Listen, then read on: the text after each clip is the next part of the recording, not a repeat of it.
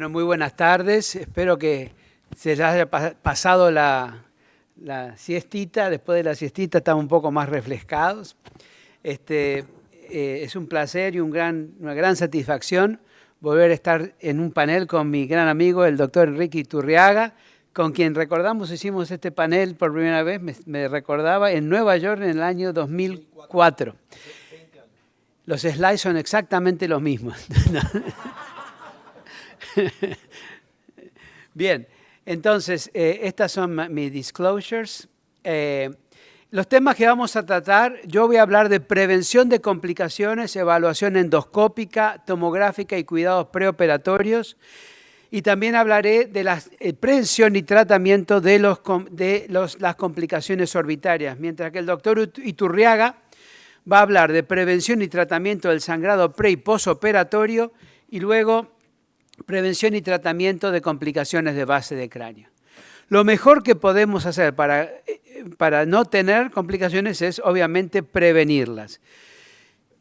En mi caso, y esto varía con quien hablen, pero yo pongo a mis pacientes con esteroides orales y antibióticos orales una semana antes de la cirugía endoscópica funcional. Y por supuesto, se le dice que no tome ni AINES ni aspirina para evitar la cuestión del sangrado.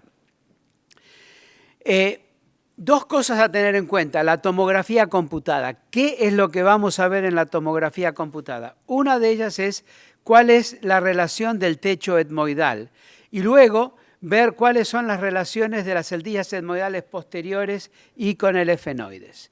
Esto lo sabemos todos, los tipos de Keros, bien conocidos por todos ustedes. El Keros tipo 1, que es el que está más flat, y luego el tipo 3, que es donde el surco olfatorio cae mucho más arriba. Es más largo, más expuesto. Pregunta para que ustedes respondan. ¿Cuál tipo de Keros tiene más riesgo de complicación? ¿El 1, 2 o 3? Quiero que todos respondan. Muy bien. La mayoría dice correctamente que es el tipo 3. ¿Por qué?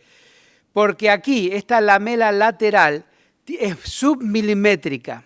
Y cuando inclusive estamos trabajando lateralmente con los instrumentos, podemos perforarla y producir una rinorraquia. Por lo tanto, el tipo 3 es el que lleva más cuidado. Y esto aún más cuando están trabajando con pólipos y que no se ve muy bien la base de cráneo. Lo otro de las consideraciones intraoperatorias es la siguiente, el techo del etmoides.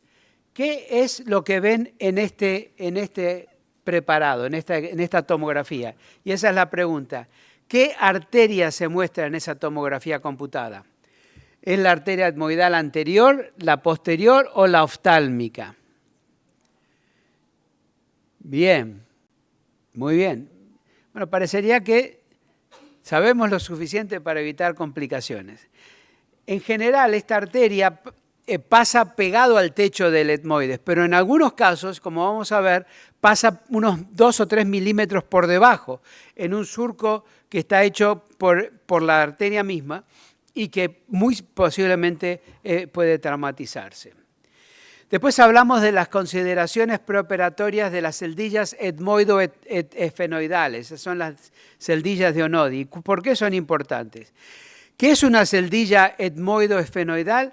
Es cualquier celdilla que esté por arriba del efenoides. ¿Y cuál es el riesgo de eso? Es que el nervio óptico puede pasar por adentro de esa celdilla y si uno no está preparado y lo visualizó preoperatoriamente, puede traumatizar al nervio óptico. Esa es la razón importante de ver en la celdilla de Onodi si hay o no un nervio óptico. Este es un caso donde acá claramente lo ven, el nervio óptico está completamente dentro de la celdilla. Y si está ese seno velado porque hay pólipos, etc., uno muy tranquilamente se lo puede llevar. Entonces, intraoperatoriamente, ¿qué hacemos para tratar de evitar? Una de las cosas es evitar el sangrado. Es el spray de oximetazolina, en algunos lugares se usa cocaína. Nosotros acá no estamos usando en Estados Unidos cocaína prácticamente, en intraoperatoria. Pero le doy al paciente 10 minutos, cada 10 minutos, 1 hora antes de la cirugía, que se ponga el spray. Y luego, al comienzo de la cirugía, se hace una descongestión con cotonoides, pledges para poner oximetazolina. Y luego la infiltración con lidocaína al 1% con epinefrina ayuda. Y luego se le pide al anestesiólogo, cuando te escuchan, que mantenga la presión arterial media por debajo de los 70 milímetros de mercurio. Esto ayuda a que la presión se mantenga baja y por lo tanto haya menos riesgo de sangrado o menos chance de sangrado. Y luego inyectar. Generalmente se inyecta a lo largo de la inserción del unciforme, también inyecciones posteriores en la zona de la arteria esfenopalatina, y eso ayuda a evitar que haya mayor sangrado. Y esa vasoconstricción, yo uso una aguja que se usa para inyectar amígdalas, que es una punta, se puede doblar y es muy fácil de manejar.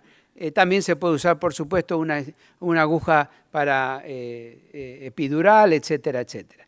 Y así se va haciendo la infiltración. ¿Cómo prevenir el trauma orbitario? Esto sí es importante porque hemos visto que los traumas más peligrosos son cuando el cirujano se mete en la órbita sin saberlo. Número 1, nunca cubrir el ojo. Se le pone un poquito de lacrilube, pero el ojo tiene que estar a la vista del cirujano. No se cubre con toalla, no se cubre con tape. Si quieren poner un tape, más bien lateral, pero que se vea bien el ojo. Porque si hay una hemorragia, esa hemorragia va a salir hacia adelante. Y luego, preoperatoriamente, ver si hay o no un infundíbulo atelectásico. Porque un infundíbulo atelectásico, cuando uno se quiere meter en el seno maxilar y se metió mal, se metió en la órbita. Y ahí es donde se producen los grandes traumas orbitarios. Entonces, ¿qué hacemos cuando se ve que se penetró la órbita? Primero que todo, se hace una palpación del globo ocular. Cuando se palpa el globo ocular, se puede ver la grasa periorbitaria saliendo. También observar si hay edema de párpados, si hay equimosis o si, por supuesto, hay proptosis. Entonces, pregunta, a ver si la saben esta. ¿Qué se hace si se expone grasa orbitaria? Se reseca la grasa, se cauteriza la grasa, se coloca un taponamiento apretado, todas las son correctas o ninguna es correcta. Muchas gracias, doctora.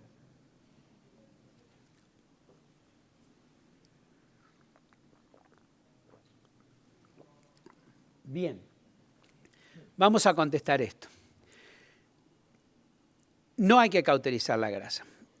Vamos a hablar por qué. Porque esa grasa queda ahí y después se retrae. Si uno puede llegar a producir trauma y los músculos extraoculares no están tan lejos de eso. Cauterizarla en este caso no es necesario. No digo que van siempre a producir trauma, pero no es necesaria. Se palpa, ahí se ve que está saliendo grasa orbitaria. Uno reconoce, dice, ahí está la lámina papirácea y yo más allá de eso no voy a ir. No se utilizan taponajes apretados porque si hay un tipo de sangrado, por lo menos que el sangrado entre hacia la nariz. Y si hay hematoma, sí se termina la cirugía porque hay que tratar el hematoma orbital urgentemente. Entonces, tratamiento del trauma orbitario. ¿Qué pasa si este cirujano ve esta grasa allí y dice, vamos a resecar? Y no sabe y si no sabe si es grasa, y se mete con un microdebridador en la cavidad orbitaria sin saberlo. Y les digo que ha pasado. Hay muchos casos reportados, muchos juicios por eso. Lo que sucede es que le va a destruir el ojo y los músculos.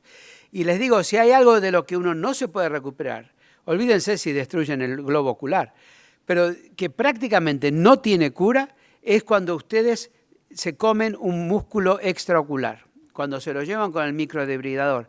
El tratamiento más sofisticado no llega a recuperar. Estos pacientes quedan con problemas extraoculares severos. Por lo tanto, esto es mejor prevenir que curar, ¿no es cierto? El trauma al conducto lacrimonasal ocurre en el 1% de los pacientes. ¿Y cuándo ocurre? Es cuando están haciendo la uncinectomía y luego quieren agrandar la antrostomía hacia adelante y llegan a la zona del conducto lacrimonasal. En general, claro, cuando eso sucede y uno lo ve en posoperatorio con epífora, si no resuelve espontáneamente en cierto tiempo, lo que se va a necesitar es una dacrocistorrinostomía o también se puede canular, el oftalmólogo puede canular y ver si se resuelve. Eso respecto al trauma, evitar el trauma del lacrimonasal, evitando agrandar hacia adelante la antrostomía. Una vez que tienen el ostium del lacrimal, el ostium del maxilar, ahí se quedan y no van más adelante, a menos que están haciendo cirugías, por ejemplo, las megasantrostomías, un Denker, algo donde uno necesite agrandar, pero eso requiere otras técnicas para evitar el lacrimonasal.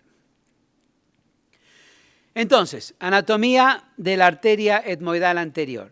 Es una rama, acá tienen, de la oftálmica. La oftálmica está en la órbita, ¿no es cierto? Da la rama, que es la arteria etmoidal anterior, y penetra hacia el intracraneal, lateralmente en la lámina lateral de la lámina cribosa.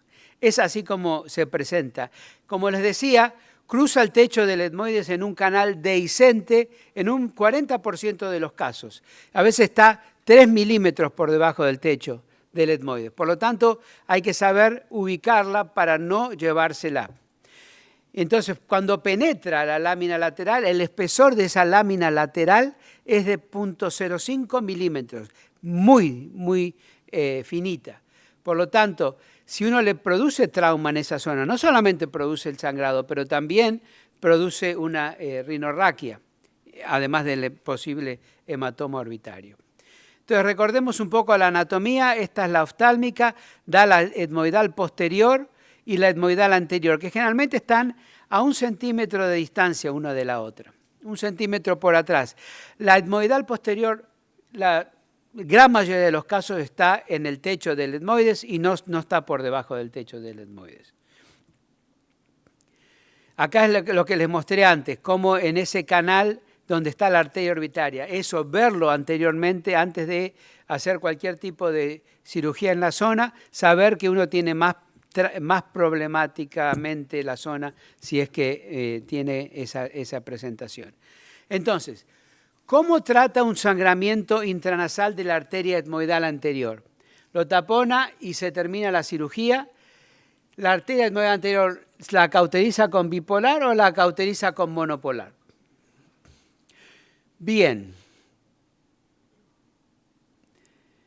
En realidad yo prefiero el bipolar y esa es para mí la respuesta correcta, pero se puede también cauterizar con el monopolar. Lo que pasa es que hay más chances, dependiendo a dónde se conduce ese calor, que puede producir algún tipo de lesión intraorbitaria. Este caso que les voy a mostrar no es mío, pero me lo ofreció un colega que había hecho una buena etmoidectomía, pero quiso sacar más y el enemigo de bueno es mejor. Entonces ahí le dio directamente a la etmoidal anterior, innecesariamente obviamente, obviamente no vio su tomografía computada, la cauterizó con un bipolar y eso fue todo. Ahora, ¿qué pasa si uno ve un hematoma así orbital lento?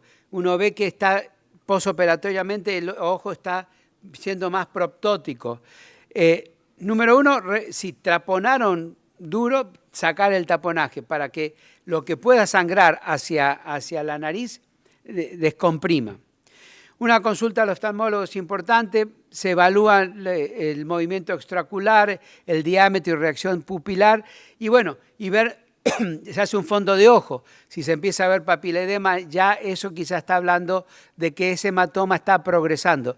Pero cuando decimos lento, no es la proptosis aguda que se hace con uno de esos arteriales. Estos tratamientos, timolol, acetazolamida, manitol, todo ayuda a bajar la presión intraocular y a veces ayuda a resolver el problema. Pero cuando no lo resuelve, bueno, hay que tratarlo de otra manera. Ahora les voy a mostrar qué sucede cuando ustedes tienen una complicación orbitaria y un hematoma retrovulvar. ¿Qué pasa con esto? La cantidad de sangre que entra ahí, no hay mucho espacio y mucho lugar. El ojo se pone proptótico y entonces hay un empuje del ojo hacia adelante y la realidad es que la ceguera, si no se hace nada, se produce en 1 o 2 horas. O sea, esto no es para esperarlo. Cuando sucedió, no les voy a decir la respuesta, porque van a tener que responder ustedes. ¿Cómo trata un hematoma orbital rápido y severo? ¿Le pide una consulta al oftalmólogo para que se lo trate? ¿Se cauteriza la arteria sangrante en la órbita o se hace una cantotomía con cantolisis? Bien. Nunca se cauteriza la arteria sangrante en la órbita porque van a producir mucho más daño del que se imaginan. Por lo tanto, el tratamiento es la cantotomía con la cantolisis. ¿Qué es esto? No es difícil. Cuando hagan sus trabajos digamos, cuando hagan trabajo cadavérico, siempre nosotros recomendamos hacerlo esto. Se corta lateralmente y luego se diseca el tendón y se libera el tendón y se hace que el ojo pueda salir hacia afuera y liberar la presión. Esta es una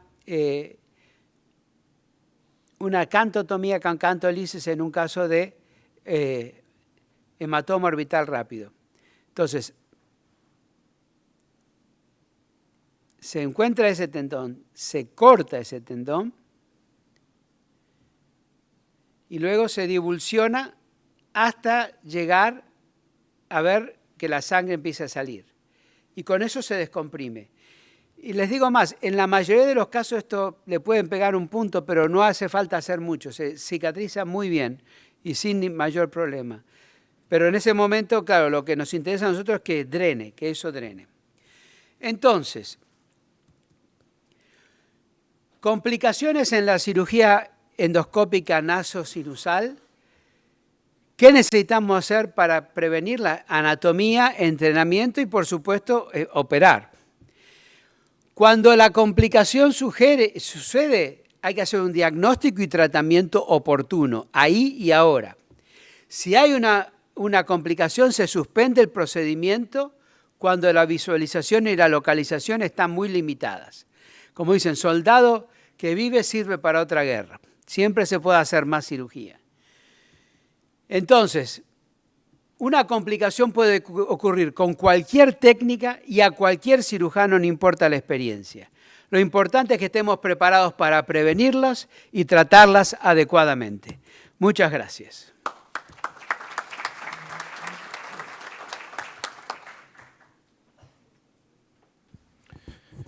Bueno, muchas gracias, Pablo, y muchas gracias a ustedes por estar aquí con nosotros en esta hora, como dice Pablo, de siesta.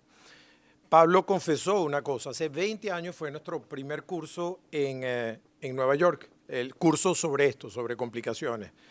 Y él confesó que las láminas son las mismas. Les quiero confesar yo algo adicional. El que nos hace las láminas es el mismo. Entonces, a veces van a haber algunas láminas repetidas, ¿ok? De ahí viene la confesión. La necesidad de la confesión viene en torno a ese y quizás a la redundancia de lo que vamos a hacer ahorita. Ahorita vamos a redundar en algunos temas porque nuevamente, ¿qué es una complicación? Una complicación es que ocurra algo que no estamos esperando, algo inesperado. Y Pablo nos habló de, ok, ahí vienen, es un tema muy fastidioso hablar de algo que no queremos que suceda, pero cuando vienen, Pablo nos habló, ¿hay manera de anticipar o de prepararnos para que ocurra menos? Porque vamos a estar claros, vienen, no duden, ninguno de ustedes no va a tenerlas. La pregunta es cómo podemos anticipar y si una vez que ocurra, ¿qué podemos hacer con ellas? Ese es todo el arte de lo que queremos tratar de decir. Y nuevamente les repito, fundamentos, todo lo que vamos a hablar es idéntico a nuestras antiguas láminas. ¿Por qué? Porque el contenido no ha cambiado, es más o menos lo mismo. Las variantes no son relativamente importantes. Mi disclosure, que no es relevante para esta charla, y nuevamente voy a ir o redundar en escasos minutos, porque tenemos escasos minutos para hablar de este tema, solamente recordar que sí, por ejemplo, si me toca hablar a mí del sangramiento, la patología es algo que es fundamental. Reconocer la patología es algo que favorece, desgraciadamente, que algunos casos sangren más que otros. Todas estas condiciones inflamatorias, por sentido común, ustedes entienden que esos casos van a sangrar más. Si es un tumor vascular, obviamente va a sangrar más. Y nuevamente, si hay antecedentes de importancia, como radioterapia, cirugía previa, hipertensión venosa o alguna enfermedad que pueda afectar la coagulación, enfermedades de orden sistémico que puedan afectar los factores plaquetarios, pueden de alguna otra manera inducir a esto. Entonces, todas estas son cosas de sentido común que sé que todos las sabemos, pero no todas las aplicamos. Lo importante no es saber, sino actuar sobre lo que sabemos. Y a eso es lo que voy. Pablo acaba de hablar nuevamente hasta de las tomografías y vamos a tomar un segundo hablando de ese tema también. Esto es lo más común que pasa. No me hablen ahorita vamos a hablar también de los antiagregantes médicos, pero esto es lo que consume el 80% de los pacientes, el basuraje no quiero menospreciar buena parte de estos remedios naturales, pero todos estos remedios naturales, los 4Gs, el sopalmeto, la vitamina E y el fish oil, todos son, de alguna otra manera, reducen el tiempo de agregación plaquetaria y de alguna otra manera nos hacen sangrar más a nuestros pacientes. Recuerden que es fundamental hacer una historia clínica porque esto complica el sangramiento, la duración de cirugía, la visualización en la cirugía endoscópica, etcétera, etcétera. No compliquen con cosas que pueden ser prevenidas desde el comienzo. Estos son los que son formales. Tratar de hablar con el médico internista de él y pedir autorización. Es posible en mi paciente parar 7 a 10 días antes alguno de estos medicamentos, sea Plavix, Xarelto, Eliquis, lo que sea que esté tomando. Esto es fundamental también. Ahora vamos a lo siguiente. ¿Qué podemos hacer para minimizar la parte inflamatoria? Pues obviamente ya Pablo nos hablaba de algunas medidas. Desde esteroides sistémicos, esteroides tópicos, tratar la infección. Todo esto son cosas que podemos hacer en el día a día. Todos las sabemos, pero no todos tenemos estructurados un plan y es bueno tener sistematizadas las cosas. ¿Cuáles son algunas condiciones que son particulares a los pacientes? Recuérdense que los pacientes pediátricos perder sangre es mucho porque tienen poco. Entonces, acuérdense que hay que ser bastante cauto en cuanto al sangramiento en estos pacientes. Otras condiciones, como por ejemplo enfermedades cardíacas o renales, hacen que de alguna otra manera podemos controlar menos el gasto cardíaco en estos pacientes, porque están más limitados los anestesiólogos para jugar con estas variables.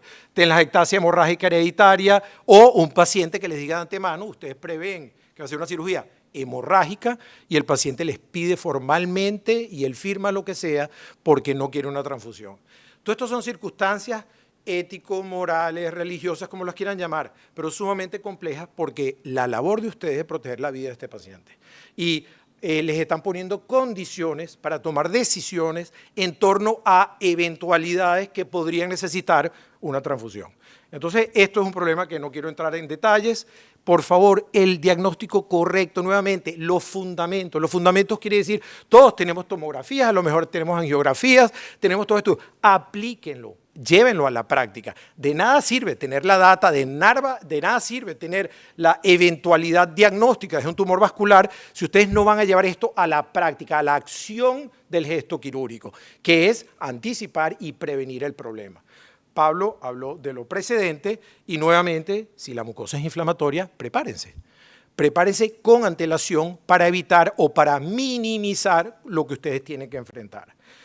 Si tienen, ya que vamos a hablar de base de cráneo, si tienen algún tipo de tumor, usualmente estos tumores tienen ese cortical cuff, esa especie de cobertura en torno al tumor que de alguna otra manera lo hace más complicada la disección y también de alguna otra manera también la parte vascular. ¿Qué tal si están adheridos los tumores a estructuras neurológicamente o vascularmente importantes o están in case, están abrazando, están sobre una carótida interna? Todos esos son factores a reconocer para poder decidir inclusive el approach, qué acceso voy a tener en vista de que el tumor está extendido de esa manera. Y si tenemos un tumor vascular, pues existen, por supuesto, métodos, ustedes bien conocen las embolizaciones. Aquellos de ustedes que estuvieron ayer en la sesión del ENS de neurotología, ayer hablaron un capítulo entero en torno a las complicaciones de las embolizaciones ellos en el glomus tympanicus y yugular embolizan, pero presentaron una casuística de varios casos embolizados con Onyx, y el Onyx trajo parálisis facial, parálisis de pares craneales, etcétera, etcétera. Es decir, nuevamente, no basta la acción. Acuérdense que la acción es la acción. Ustedes lo que quieren es el goal, el cometido bien hecho, no la acción. La acción tiene que estar dictada por la claridad de lo que ustedes quieren conseguir. Hagan bien la embolización, no hagan la embolización, hagan bien la embolización con el buen individuo, no embolicen ramas de la carótida interna, ¿ok? Embolicen todo lo que venga de la carótida externa, esencialmente, o una embolización súper selectiva de las ramas de la carótida interna podría ser, traten de evitarla. Grandes vasos, gran sangramiento, pequeños vasos, pequeño sangramiento, pero los pequeños sangramientos son los más frecuentes y los que más problemas echan en nuestra vida. Entonces, muchas cosas que pueden hacer, pueden tener, por supuesto, controlar la posición del paciente, la técnica de anestesia, la infiltración local y la técnica quirúrgica. En una palabra, Pablo habló de esto, el antitren, o sea, el 20 grados de inclinación, reducen hasta 40% la perfusión del cornete. No pasen de 30, pero hasta 30 la perfusión cerebral está normal. Esto los ayuda a ustedes de manera importante. En segundo lugar, esto es muy debatible. Hemos oído debates sobre que el TIVA funciona o no funciona. Propofol y remifentanil, lo que usan en casi todos lados, funciona bastante bien para controlar y evitar esa venodilatación y vasodilatación. Y, por supuesto, ciertos valores como el MAP, tener el MAP entre 80 y 60 y el pulso cardíaco a 60. Es sentido común nuevamente. Ustedes están controlando, quieren controlar el flujo de sangre o el flujo de un fluido por un tubo. Si ustedes le reducen el aporte a ese tubo del fluido, obviamente el chance de causar o de perder gran cantidad del fluido va a disminuir. Pablo habló de esto, de las inyecciones locales, de infiltración, del ácido tranexámico. Nosotros hoy en día quizás de lo único que podemos hablar, Pablo, nuevo quizás es la adrenalina tópica. Okay, recuerden, tópica, no inyectada, okay, adrenalina al 1 por 1000 es una de las grandes innovaciones en los últimos 10 años que hacen que realmente hayamos podido disminuir bastante el sangrado. Okay. A lo que voy a hablar y estas cosas a mí me interesan particularmente, no solamente por lo del shaver, sino porque estamos ahorita con la idea, hablamos qué bueno, tener métodos apropiados para quitar, por ejemplo, una poliposis. Resulta que hoy en día la tecnología se enfoca hasta en cómo corta un shaver, cómo deja el residuo del tejido, si queda lacerado o no queda lacerado. Y las nuevas tecnologías están orientadas a eso, a que haya un corte mucho más fino, menos sangrado, menos daño, mejor cicatrización, más corto tiempo quirúrgico, mejor visualización. Todo redunda en todo. Si ustedes hacen bien las cosas, todo va a redundar en ser favorable. Recuérdense algunos tips: remover los pólipos, usualmente empezar por abajo, para que no cascadee la sangre de arriba hacia abajo. Usen, sea microagredidor o alguna pinza para apretar el cuello del pólipo, con cuidado todo esto, y acuérdense que a medida que vayan saliendo de la parte inflamatoria, el sangramiento va a disminuir. En cuanto a los tumores, trabajen alrededor de la periferia, al final afecten la parte vascular, el pedículo vascular, y recuérdense de utilizar o tener cerca de ustedes su segundo cirujano, que siempre es necesario tenerlo ahí. Y ahí vamos a tomar un tiempo. ¿Qué pasa si sangra? Dijimos que están los bipolares. Yo particularmente soy como Pablo, creo que el bipolar es exactamente lo más útil para todo esto, pero también está el Flow-Seal, los hemostáticos. Recuerden los lavados con solución tibia entre 43 y 48, ¿okay? Que produce vasoconstricción. No más caliente porque es neurotóxica, no más fría porque es vasodilatación. Entonces, recuérdense que esos son algunos tips que hemos aprendido de los neurocirujanos y que son de gran utilidad en esto. Última cosa que les quiero recordar, recuérdense que la cirugía, a medida que más se tarda, más sangra. Sean eficaces, no les quiero decir que corran y hagan malas cosas por apurado, pero no pierdan tiempo. Yo me sorprendo en ver lo que la gente extiende cosas que podría resolver en mucho menos tiempo si estuviese totalmente focus en donde tiene que estar. Tenemos que estar concentrados, tenemos que saber que hay una secuencia de cosas que hay que seguir y el tiempo no es interminable. Traten de hacer la cirugía bien en un corto tiempo. Ahí está la curva del sangrado. Tiene un sentido absolutamente claro todo esto. Pablo enseñó esto y esto lo enseño yo porque este es mío. Miren un shaver, miren la arteria etmoidal anterior, ping, como se les da con un shaver. Brutalidad del doctor Iturriaga nuevamente, ¿Por qué? Porque si ustedes entran en razón y se dan cuenta que viendo la anatomía normal y hacen una resección normal de la bula etmoidal, va de inferior a superior, de mediola a lateral, y sencillamente resecan la lamela basal de la bula etmoidal, está en un sitio, hay un siguiente espacio que llamamos la fobia 1, y acto seguido la arteria etmoidal está atrás. No quiere decir que esto es una ley, pero es una muy constante ubicación anatómica. Y cuando yo he visto que nos ha pasado o pasa a quien sea, lo que hemos aprendido es que son falta a veces de cosas o de rudimentos absolutamente elementales que no seguimos nosotros.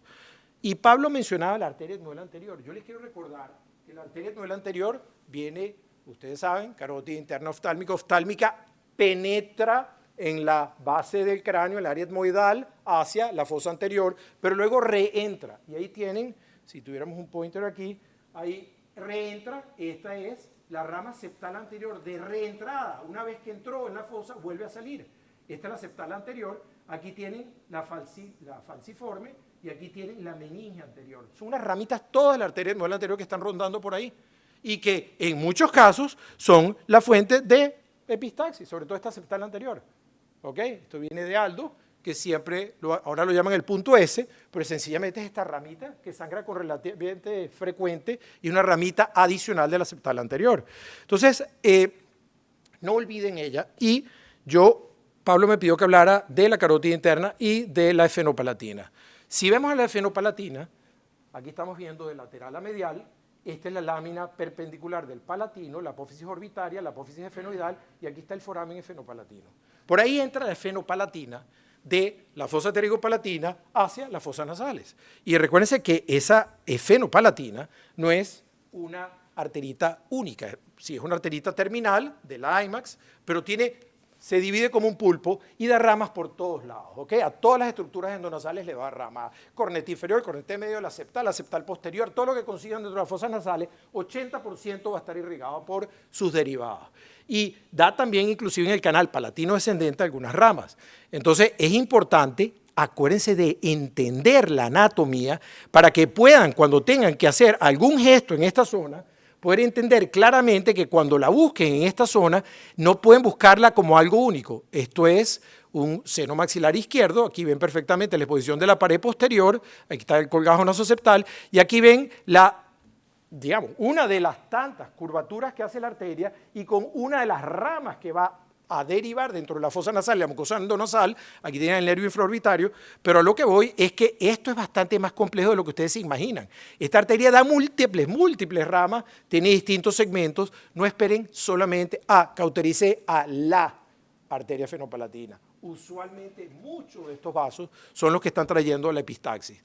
Traten de entender que esto es bastante más complejo. Recuerden, por ejemplo, este tipo de tumores. Tumor frecuente que todos tenemos, el gran problema de este tumor es que ustedes están aquí, con su endoscopio empezando la resección y desgraciadamente el pedículo está aquí. Este es el caso en que se les ocurre a ustedes. Vamos a hacer el cuestionario. Pueden hacer una ligadura, ¿ok?, por lateral de la maxilar o pueden también embolizar siendo una rama de la carótida externa, ¿ok? Acuérdense que el IMAX es una rama externa. Entonces pueden perfectamente embolizar en corto plazo, porque como ustedes saben, esto es un ovillo vascular, y un ovillo vascular repermeabiliza constantemente a más de 24 horas. Así que traten de entender que todo esto se puede, pero todo esto se puede de alguna manera por la complejidad de esta, pedículo vascular que hay en esta zona. Entonces, para ir un poquito más rápido, que estoy fuera de tiempo, aquí es la ligadura clásica, esta es la lámina perpendicular, hacen el colgajo en C y aquí sencillamente cauterizan con un bipolar y de alguna otra manera pueden hacerlo. Solamente me falta por tocar varios temas, pero entre otras, este es el siguiente elemento que ustedes pueden conseguir, la carótida interna. Y la carótida interna tiene el segmento paraclival, paracelar, y este es el segmento clinoideo aquí. Y como se dan cuenta, no solamente está rojo, sino está azul. Y ese azul abundante no hace sino traducir que la carótida en esta porción, vamos a llamarla paracelar, está metida en el seno cavernoso. Y en el seno cavernoso, estos son lagos venosos. Y si estamos hablando de complicaciones vasculares, hay que estar muy atento a que todo lo que nosotros queramos resecar, hablando de cirugía a base de cráneo, vamos a estar inmersos en lagos venosos aquí.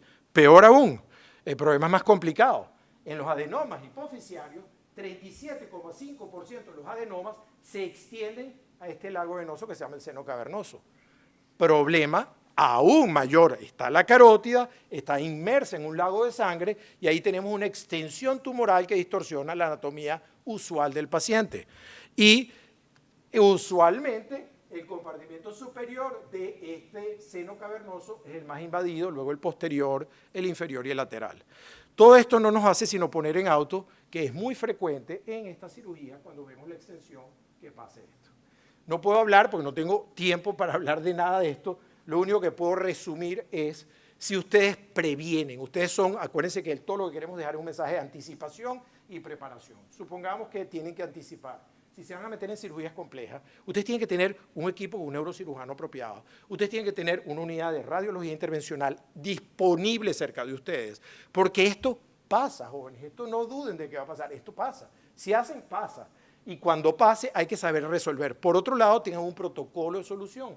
El muscle patch, que es quizás lo que nosotros podemos recomendar a corto plazo, el muscle patch, sea el esternocleidomastoideo o músculo lingual, lo hacen el patch, tiene que tener un ayudante, con el patch hacen compresión, no una compresión excesiva, no vayan a colapsar y a crear ustedes un stroke, pero la idea es que hagan un patch mientras resolvemos, mientras paramos la hemorragia inmediata y nos mudamos a la suite de radiología intervencionista. Eso es un poco el protocolo que hacemos en este tipo de cosas. Lo que quiero decir es, no tenemos recetas a corto plazo en 20 minutos para esto, pero sí tenemos maneras de pensar en que tenemos que anticipar y tener ciertos cuidados.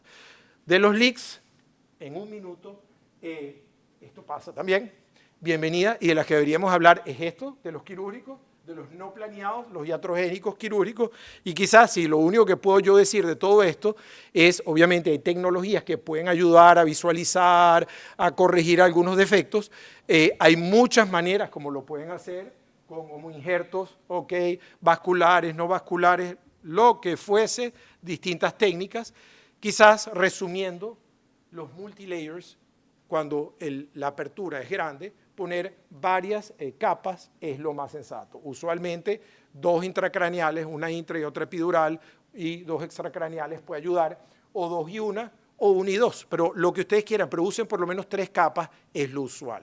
Obviamente si estamos hablando de fosa posterior, estamos hablando de un capítulo más complejo, porque los leaks aquí son bastante más difíciles de controlar, hasta por razones físicas, Pero desde el punto de vista práctico, si es pequeño, no hace falta hacer tampoco grandes maniobras.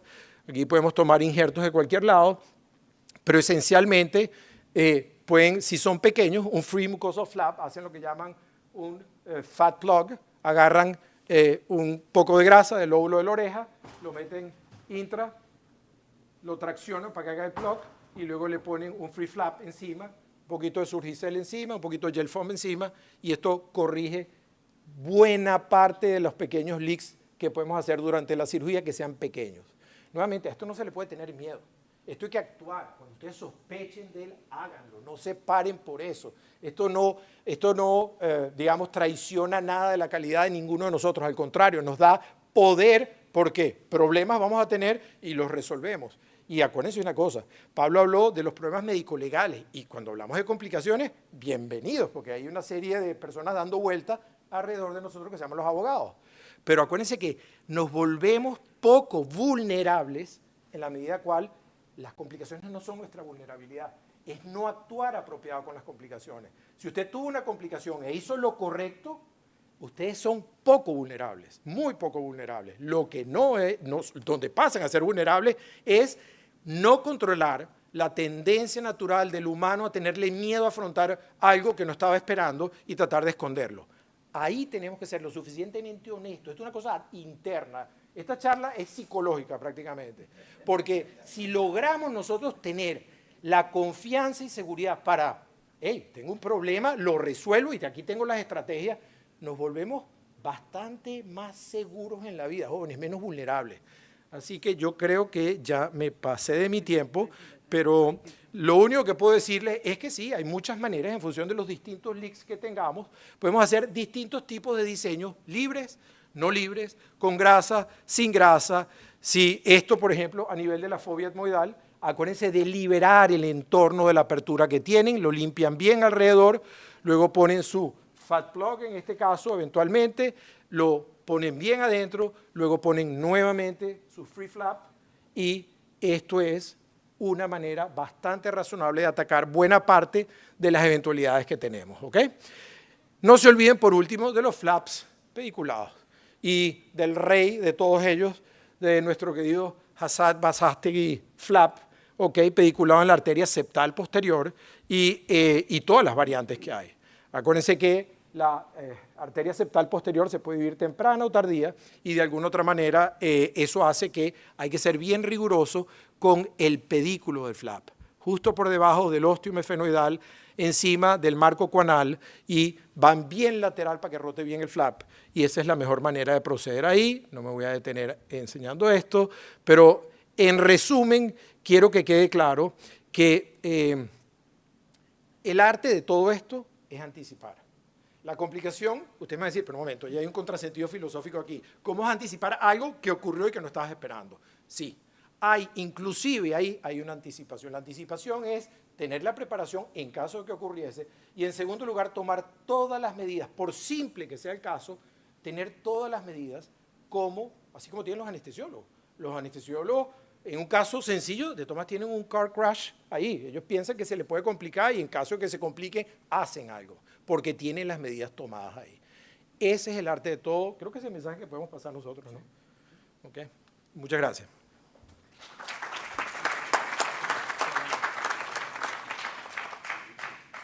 Sí, cierto que los slides son antiguos, pero ¿sigue usando grasa? Claro, grasa, por supuesto. Ustedes se acuerdan el famoso dictamen que damos en nuestros cursos, las 3F, ¿ok? Fat, fascia, Nizoceptal flap. O sea, nosotros usamos la grasa, es una de nuestras grandes ayudantes, sobre todo para rellenar espacios vacíos que queden adentro, ¿ok? Sí. Preguntas, jóvenes.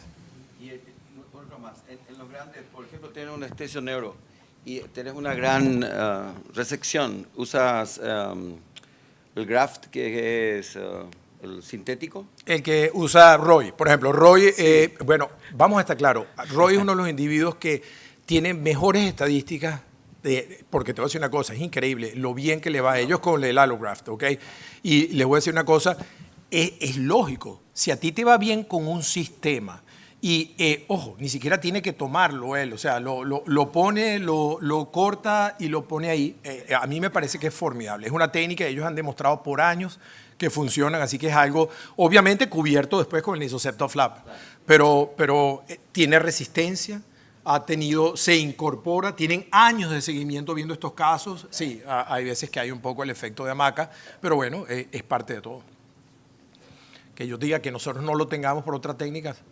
Casi todos lo tenemos ese efecto. Sí, sí. Estoy hablando de los grandes. Sí, sí, estamos todos de acuerdo. Estamos todos de acuerdo. Siguiente pregunta. ¿Por qué nosotros no hacemos preguntas? O sea, una pregunta. ¿Quién de este grupo ha tenido en el último año una complicación, vamos a decir, vamos a incluir la complicación, órbita, penetración a órbita o fístula? A ver, ¿quién ha tenido? Ok. O sea, más o menos un número consistente de, ¿qué dirías tú? ¿Un 10%, 15%? Pero hablemos de casos graves. No, primero vamos a hablar de lo sencillo, porque estoy seguro que cuando hable de casos graves, muchas manos se van a quedar bajas. No, vamos a estar claros, ahí es donde estamos todos. Lo gracioso es que todos pensamos es que soy yo, mira, yo no puedo. Todos estamos ahí. A mí me da una pena espantosa, yo no sé si a ti, pero a mí me da una pena espantosa por momentos, que pesadez que me pasó esto, no lo quiero ni reconocer, lo que sea, pero nos está pasando, ¿ok? Por eso tenemos esta charla y nos hemos comido a hacer esta charla, porque esto son cosas que pasan, ¿ok? Seamos todos lo honestos y esto no habla de que uno es peor o otro es mejor, para nada, ¿ok? Bienvenido a lo que les pasa porque se pegaron el susto y aprendieron algo, ¿ok? Eso es lo que decíamos, una complicación lo puede tener cualquiera con cualquiera de las técnicas, sin importa el nivel de experiencia. El tema es estar preparados. Estoy curioso de los que levantaron la mano en casos más o menos, ¿pueden relatar la experiencia y cómo la vivieron? ¿Quiénes levantaron la mano? A ver, pásele al Tom. Give it to him, to the second guy there. Yeah. Relata tu experiencia, qué pasó Doctor, y qué mucho hiciste. gusto. Nuestro caso fue un caso, recibimos un paciente posoperado en otro país y vino a hacer su recuperación a donde estamos nosotros y presentó una epistaxis severa, profusa, había perdido muchísima sangre, le hicimos un taponaje posterior y atendimos su epistaxis y nos encontramos nos encontramos accidentalmente con una fractura. El paciente tenía un Keros 3 que nosotros no advertimos porque no tuvimos tomografía, entramos de urgencia a quirófano y tuvimos una fístula en la región etmoidal anterior. Así que una fístula de alto débito. Sí, lo mismo, ¿no? ¿Cómo la repararon? Con un colgajo multicapa. O sea, hay una reparación multilayer. Pusimos grasa, Surgicel, pusimos un pedacito de cartílago septal que habíamos quedado que robamos del cartílago ahí, un colgajo nasoseptal, presión, rezo, un poco de todo. ¿En algún momento dudaste de repararla o no repararla? No. No, excelente. El próximo, ¿a quién más levantó la mano? Ahí, pásele ahí. Hola, bueno, pues en nuestro grupo que hacemos en Barranquilla base de cráneo, pues básicamente la mayoría de las complicaciones son planificadas en el sentido de que vamos a tener fístula, ¿no? Pero particularmente si tuvimos un paciente que era una rinoceronositis con poliposis, la verdad la anatomía estaba bastante distorsionada, había un área de osteitis en etmoides anterior que literalmente teníamos que empezar a fresar para poder abordar y pues vamos a decir que abusamos un poco allí y presentó la fístula. Sin embargo, pues es una fístula que intraoperatoriamente resolvemos. Como es una fístula pequeña en etmoides, realmente si tenemos a la mano duramadre sintética que la usamos habitualmente, colocamos duramadre sintética y le colocamos un colgajo libre de corriente inferior o de piso de fosa nasal. Y pues básicamente esa es la complicación que estoy comentando, pero como te digo, siempre, como hacemos cirugías grandes, realmente tenemos complicaciones, tenemos pacientes que hemos reparado un craneofaringioma y nos hace una fístula a la semana y entramos y revisamos y el paciente tenía una fístula anterior y tuvimos que rotar un colgajo nasosectal del otro lado, eso fue un niño de 8 años. Fue un paciente que llevamos 3 veces a quirófano, gracias a Dios lo pudimos resolver, pero es un caso que se presenta. Al final usamos fluorocidina para ubicar bien el sitio porque tuvimos que llevarlo nuevamente a cirugía, pero bueno, se pudo resolver con un colgajo nasosectal del otro lado que todavía lo teníamos indemne. Excelente. Formidable, formidable, formidable. ¿Algún otro quiere compartir? Esto es como cuando vas a Alcohólicos Anónimos. Bueno, No digan su nombre, por favor. Aquí estamos todos en la misma circunstancia, todos tomamos. buenas tardes. Una vez estaba el doctor Aldo Stam en una sesión en Brasil y preguntó eso. ¿Quién ha tenido complicaciones? Y poco levantamos la mano.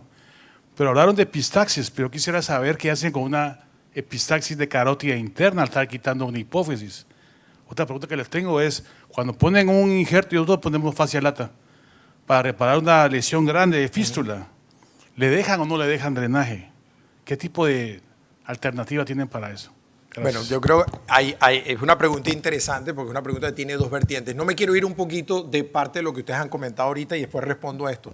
Pero uno de los puntos es, primer caso que nos presentan, una hemorragia y luego termina con una fístula. O sea, tenemos 2 condiciones. ¿En qué focalizamos? Metiste tu paciente por una epistaxis en la madrugada, no tenías estudio, resolviste la epistaxis, terminaste con una fístula. Una condición te llevó a la otra. Muchas veces eso pasa con relativa frecuencia por la visualización, por N número de cosas. En tu caso, tú tienes un racional que es que el paciente ya tenía una fractura previa, etcétera. Ok, todo esto. Pero deal con 2 circunstancias. Ok, tuviste 2 circunstancias con las cuales tratar. Muchas veces una complica a la otra. A veces el colgajo nasosectal, en circunstancias ya lo quemaste por lo que fuese, por la epistaxis. Lo que quiero decirte es que hay que dejar claro qué estamos tratando cada vez. En tu caso, a mí me encanta oír tu caso en el sentido en que tú dices, tengo experiencia, pues estoy haciendo cirugías avanzadas ya de base de cráneo. O sea que cuando tengo un huequito ahí, ya no me asusto en 2 platos. Lo sé cómo taparlo, pues ya tengo la confianza. No tengo miedo a enfrentar cuando tengo algo imprevisto, pero ya sé manejar esto. Tu punto de allá, que es la otra cosa que quiero hablarte, tú hablas de una hemorragia de la carótida interna. La hemorragia de la carótida interna es un poco ese protocolo. El protocolo de la hemorragia de la carótida interna, primero tienes que trabajar cuando estés en esa zona, con alguien competente. Alguien competente, y me refiero no solamente a un otorrino. Yo te sugiero o un neurocirujano o un cirujano de base de cráneo, que puede ser un otorrino bien entrenado. ¿Y a dónde voy? Hay trucos tan estúpidos. Yo no sé si ustedes han hecho los cursos de hemorragia con PJ Wormal. Nosotros hicimos uno hace años. Y la primera cosa que te enseña es que el endoscopio va en un lado opuesto a la succión, ¿ok? Como tú sabes, por razones obvias de visualización. Segundo, ¿qué pasos da uno? ¿Qué pasos da el otro? Es un ballet que hay que hacer porque aquí tienes segundos para actuar. Tercero, controlar a todo tu equipo que está exaltado. Cuarto, a lo que voy, uno de los miembros del equipo tiene que estar tomando el músculo ya, ¿ok? El injerto. Es una cosa fundamental, crushing el muscle, ¿ok? Y sacando, tratando de, ojo, no pretenda, voy a inyectar a la carótida, tengo FlowSeal aquí, le voy a inyectar la carótida. Matas al paciente en 30 segundos, ¿ok? Le haces un tromboembolismo. Tienes que preparar tu músculo, tener suficiente material que vayas a usar sobre tu muscle patch, sobre la carótida. Un detalle que era el que te quería poner. El gran problema cuando pasan estas cosas con la carótida, si tú has hecho un abordaje pequeño, prácticamente estás condenado. Y ahí es donde el mensaje más importante que quería darlo, y no lo di en toda la charla, gracias a ti lo voy a dar ahorita, hagan cavidades amplias, jóvenes. Yo los únicos grandes arrepentimientos de mi vida fue el cuento de, esto es pequeñito, esto es un huequito, el neurocirujano está apurado, está haciendo una columna al lado, voy rápido, yo tengo otro caso, hay gente en la consulta, un huequito, mínimo invasive surgery de no sé qué, un huequito y sangra. Condenado a la muerte, ¿ok? Porque si tú tienes una cavidad grande, tú resuelves. Si tienes un sangramiento en la carótida y no habías disecado apropiadamente el rostrum efenoidal, el piso del efenoides, no habías hecho nada de lo que tenía las aceptaciones efenoidales, agárrate duro, porque vas a tener que hacer eso en plena hemorragia, y eso es casi imposible. Entonces, mi mensaje número 1 es cavidades amplias. Una vez que tengas la hemorragia, el muscle patch tu ayudante, llamando a la unidad de radiología intervencional, todo lo que tú puedas, de alguna manera, ir anticipando, pero tienes que tener entrenado a tu gente. No puede ser una vez que ocurre el evento. Tienes que tener un cierto entrenamiento. ¿Okay? Bueno, con esta explicación magistral vamos a dar por terminada la mesa. Excelente todo, muchísimas gracias.